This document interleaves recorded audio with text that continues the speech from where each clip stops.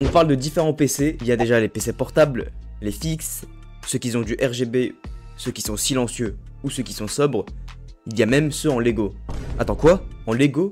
Oui, en Lego. Regardez bien cette créature. À ne pas trop bousculer, attention, il est fragile. Mais avez-vous déjà entendu parler des PC en mini ETX? Bien sûr et heureusement, mais qu'en est-il de comment en build 1? Bon, les gens qui me disent c'est pareil qu'un PC normal, juste en plus petit.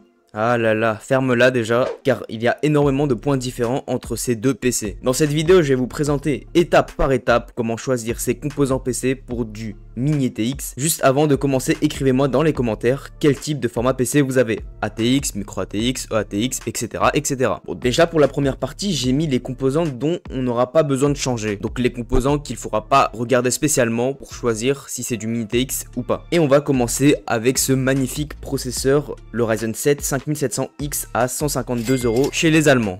Alors j'apprécie énormément ce processeur dû à sa polyvalence dans un PC. Grâce à ses 8 cœurs proposant une qualité optimale pour toute application consommant de grosses ressources, mais aussi une très bonne fréquence pouvant gérer le gaming, ce processeur se hisse dans les meilleurs de son domaine à 150 €. Le second composant, c'est ce fameux SSD de la marque Western Digital, le SN770, en version 1 Tera pour 68 €. Il profite de la Gen 4 et aura une capacité de 1150 Mbps en lecture et de 4900 Mbps en écriture. Donc un point clé dans cette config. Donc voilà les seuls composants qui sont compatibles à 100%, que ce soit pour une config ATX ou mini ETX. On passe maintenant à la deuxième partie et on commence avec les RAM. Voici les Crucial Pro à 63 €. Du DDR4 en 3200 MHz, bon rapport qualité-prix pour les personnes sceptiques de la marque. Crucial proposait il y a 2-3 ans les meilleures RAM du marché en rapport performance-prix. Ces RAM font partie du deuxième groupe que j'ai créé. C'est très simple, car il faut surveiller la hauteur de celles-ci. Si elles sont trop hautes, tu ne pourras peut-être pas poser le ventirad ou bien la carte graphique. Mais les Crucial Pro n'auront pas ce souci, car ce sont des RAM low profile. La carte graphique est à choisir avec réflexion aussi. Aujourd'hui, on a deux choix. La RX 7600 à 272 €, un modèle de ventilo, Sapphire Plus. Ne me mettez pas du 3 ventilo s'il vous plaît, ou je jette littéralement votre PC. Vous n'aurez jamais de place dans un mini ETX à mettre du 3 ventilo. Et côté Nvidia, une RTX 4060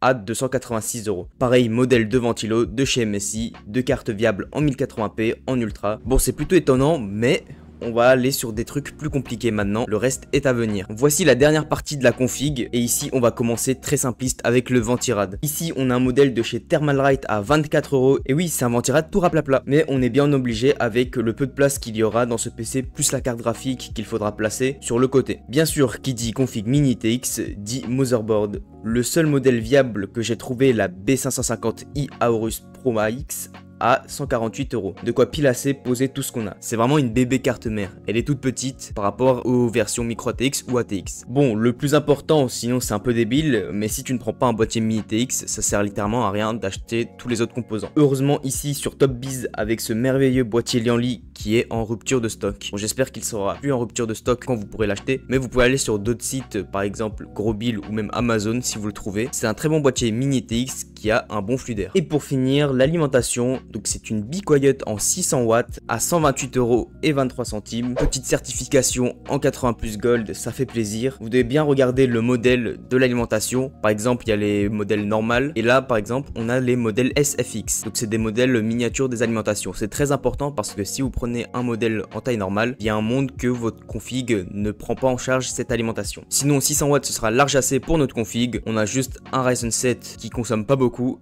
et une petite carte graphique, donc c'est vraiment parfait. Bon, maintenant que vous avez les composants, je vous conseille de regarder un build d'un PC mini ETX, parce que c'est bien plus compliqué que ça laisse à croire. Et surtout, c'est pour pas se tromper et pour être sûr de faire une bonne config. Like si tu as aimé ma config et abonne-toi pour plus de vidéos. Moi je te dis à tout de suite si tu cliques sur cette vidéo.